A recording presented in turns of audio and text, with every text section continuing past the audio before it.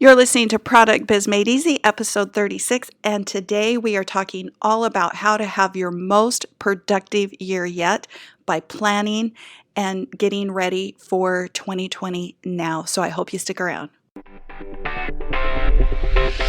Welcome to the Product Biz Made Easy podcast, where we help you scale your product-based business. Your award-winning host and serial entrepreneur, Becky J. Anderson, created an 8-figure product-based brand that was sold all over the world and in big box retail stores. Each week, she will be sharing sales strategies, marketing advice, or inspiring interviews to help you scale your product-based business. Now, on to the show. The new year marks a clean slate. It's a prime time for planning and goal setting, and while you may plan and set goals with good intentions, you won't be able to carry them out if you aren't productive.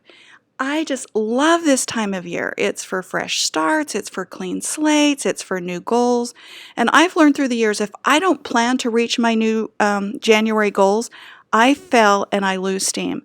So I like to take some time and plan out what my goals are for the year and then break them down and figure out how I'm going to make them happen.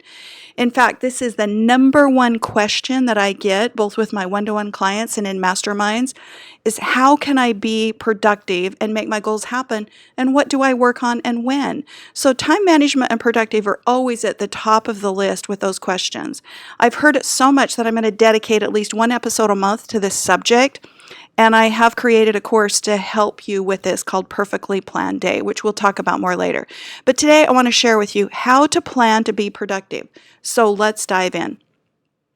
We all wear multiple hats and have busy lives, right? Whether your title's mom, wife, business owner, or friends, we all have busy schedules. We need to be mindful of our time to get more done and accomplish our goals. The first thing on the list to be more productive is to lay out your ideal week. If it's not on your calendar, it isn't real and it won't happen. We all have a long list of things we need to do, but if we don't drop those to-dos into our calendars, what happens? They don't get done. We can say, hey, I'm going to do this or I'm going to create this, but if you don't plan in your calendar when to put it in there, it just won't happen. It's the same thing with working out.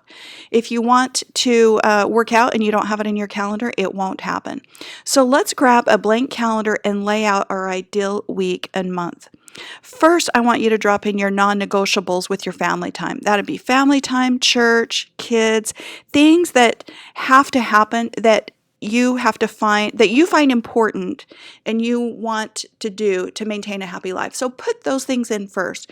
So if you're a mom, it's like getting the kids off to school, you drop all that time in.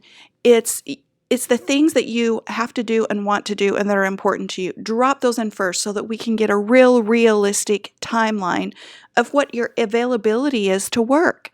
So next, I want you to drop in time blocks to work your business. And so you go, okay, what is the realistic time that I can work my business? So then you can figure that out. Then once you have those time blocks figured out, I want you to go, the categories of your business I want you to think about and touch every week are sales, marketing, your financial. If you don't review your numbers and know your financial numbers, you will never make it a long time. You will not be able to sustain it. So I want you to touch your financials every single week. Even if it's 30 minutes, you're going to peek at it and look at your numbers.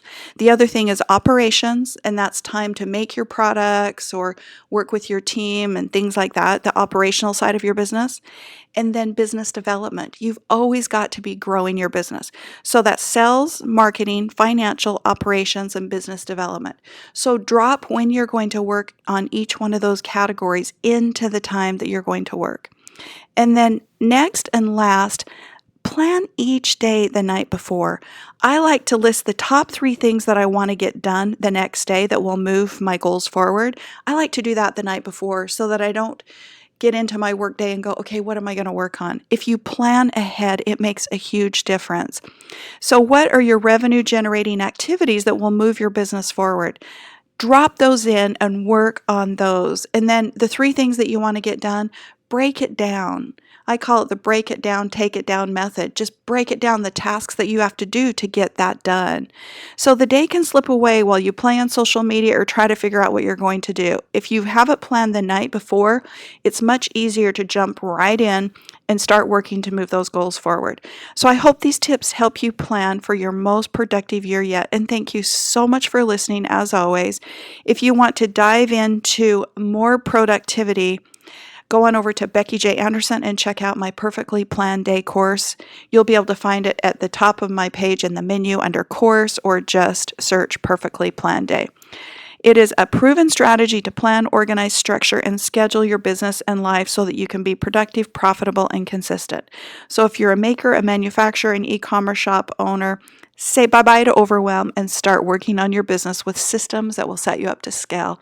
Have a great day, everybody. Thanks a lot for listening.